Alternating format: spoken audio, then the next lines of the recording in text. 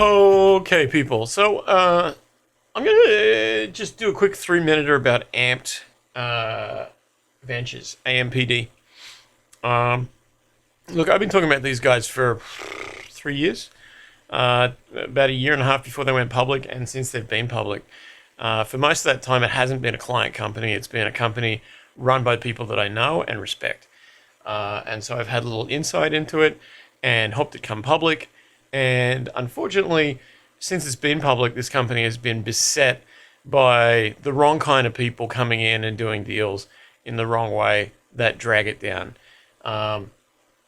It got short attacked out the gate by somebody who, I'll say, wanted some cheap stock and didn't respond well when they didn't get it. It got beat up by a guy who came in looking like a white knight, but selling off the company at first opportunity and driving it into the dirt.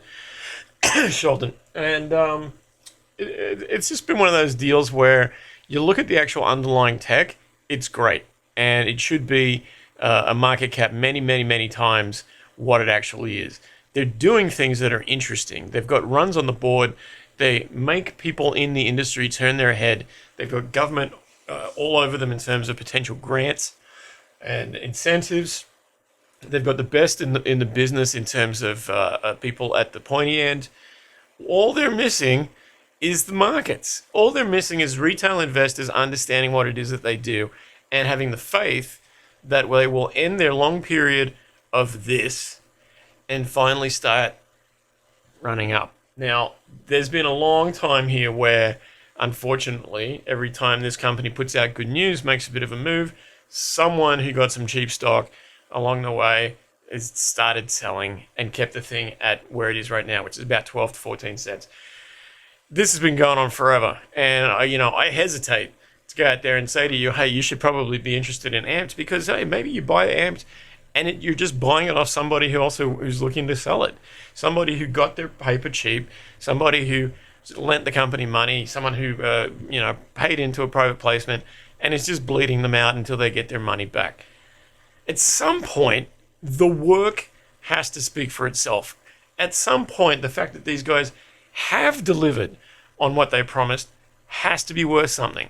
Now, I can't tell you that this is now the moment, that it's right now when people start buying this stock that it's going to finally be released and start moving up to where it should be. I will tell you this, though, that there are a lot of people out there that know about what they do that are very interested in them at their current price. I can't tell you much more than that. I just say that there are rumblings of people who look at the valuation on this thing and what these guys have managed to put together and see the potential being far beyond what the market cap is right now. But everyone's waiting for someone else to get on the dance floor and start doing the karaoke. Karaoke's not a dance. Let's say the Macarena. I'll take that back and edit it later.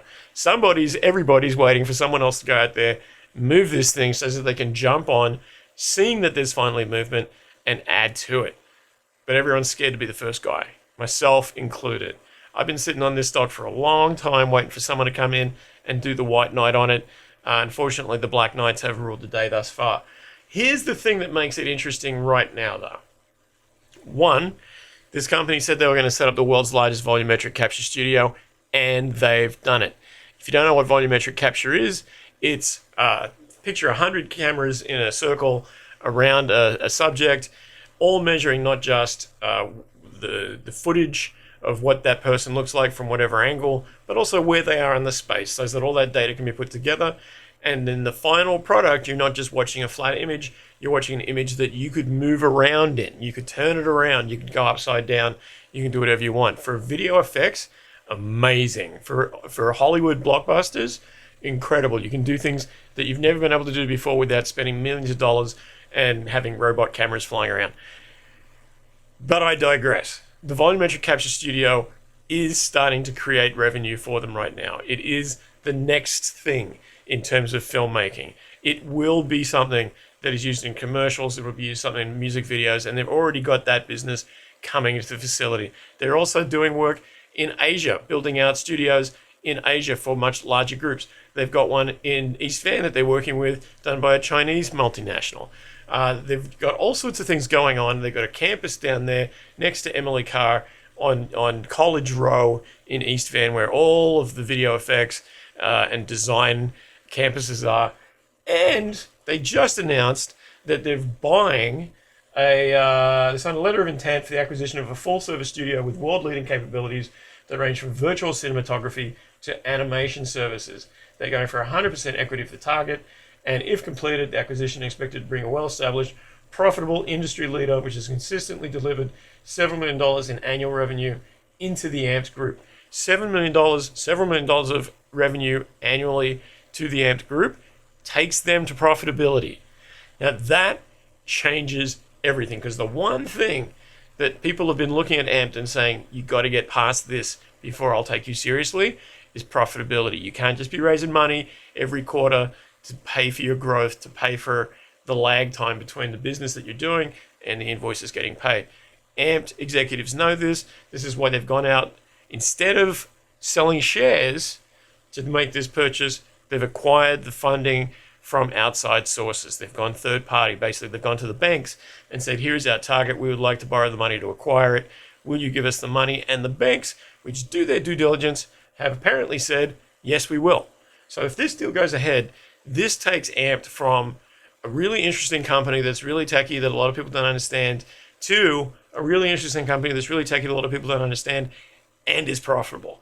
And that changes the sellers into buyers. Now, this most recent news release is something that you should read for yourself. What's missing is the name of the target. That's because they don't want to alert other people that might want to take that target on. And they're certainly not going to mention how much money they're paying for it, because that would also alert other potential suitors. They're going to do this deal. They're going to do it with outside financing, and they're going to do it so that they get over the lip to a place where they're no longer having to raise money to pay their monthlies. This is a good thing. Now, if you don't know what virtual cinematography is, go watch the latest Star Wars. All of that is virtual cinematography. You're filming the things up front here. You've got a great big LED wall behind you, and on that LED wall is portrayed a video game rendering of your background. So, we're on Tatooine. You don't have to go out to Morocco and build sets for 4 months to say that you're on Tatooine anymore. Now you just put Tatooine in the background, and you know exactly what it looks like as you're shooting the movie or TV show. This is a big deal, and AMPD is powering that. It's the future of movie making. Any big budget. I just watched The Last of Us on TV, and now that I've been at the AMPD facility, I can see exactly where the up close stuff starts and ends, and the distant stuff plays out on the LED screens, but it is almost seamless and getting better by the minute. So if you're interested in movie making, AMPD is the picks and shovels right in the midst of the next generation and the generation beyond that, which is really interesting. The fact that they're buying animation studios now, and that they've got high-performance computing centers in the background that fuel those animation studios, that do the video rendering, that do the high-performance computing, that's interesting. They're owning everything from soup to nuts, or from picks to shovels, as the case may be. AMPD is interesting now. Now, for the last couple of years, it's been not the master of its own destiny. It's been messed around with by people on the markets. It's been booted. It's been oversold. It's been dragged through the mud. But it still stands. AMPD is still here. And when you look at other companies like, let's say, Imagine AR, which puts out a year's worth of news releases to say, hey, if you're at a certain soccer game at a certain high school and you download our app, you can put a virtual dragon in the background of yourself or dance with a wide receiver from the Baltimore Ravens. Okay, compare that to our guys at AMPD that actually have full-on volumetric capture studios, the biggest in the world, that are doing big studio outfits all over the planet with big companies across Asia and beyond. I mean, it's really difficult to just look at the market and think that the market knows what it's doing, because, the market cap on Imagine AR is $3 million. And all they do is they use off-the-shelf software to say, look, there's a virtual dragon. But then, when you look at Amped, with all its actual facilities in the real world, it's only 14 million, right? Like if you wanted to build what Amped has built, it would cost you 2 or 3 times what it's actually worth on as a market cap. So for me, there's a real opportunity here for people that have got a little patience to get in on something right now that, I'll be honest with you, you buy $1,000 of it, it's still going to be 12 cents tomorrow. You buy another $1,000, it's still going to be 12 cents. But 40 or 50 grand's worth starts processing through, and now you start to grip and see if you can get this thing up a little bit. A lot of people that I know bought into a financing at 14 cents just recently, even though the stock is at 12. Why did they do that? Because they know what the potential is, and they want the warrants attached to that financing. I think it's a gimme. And I think if you watch any of the content done by the company about what it is that they do, 2 things are going to be really obvious to you. 1, there's a lot of tech that is really complicated. And 2, that you're not going to understand a word that they're saying. But understand me. What I'm telling you is this. The next generation of filmmaking and the next generation after that is already in play, already built, already generating revenue, is in Amped's hands currently. The fact that whenever they talk to you about it, they say words that you don't understand, that's tech guys, right? Any technology company that you get involved with, that's going to happen. We love the guys from Beacon Wizardry and Magic, a microphone manufacturer based out of Vancouver Island. We love what they do. But to be honest with you, when they explain it, there's going to be a lot of people out there that are going to be like, all right, what? Tech companies in Canada sometimes come under this problem where the guys that are right up there close to the coalface, that love it, that understand everything about it, you ask them any question and they will answer it, and they have the better answer than you. The guys at Versus, VERS, same deal. These guys are in the spatial internet. What is the spatial internet? I'm glad you asked, but it would take me 25 minutes to explain it to you and 3 months for them to. So all 3 of these companies, Beacon, Amped, and Versus, are great little companies at the earliest stage of their evolution.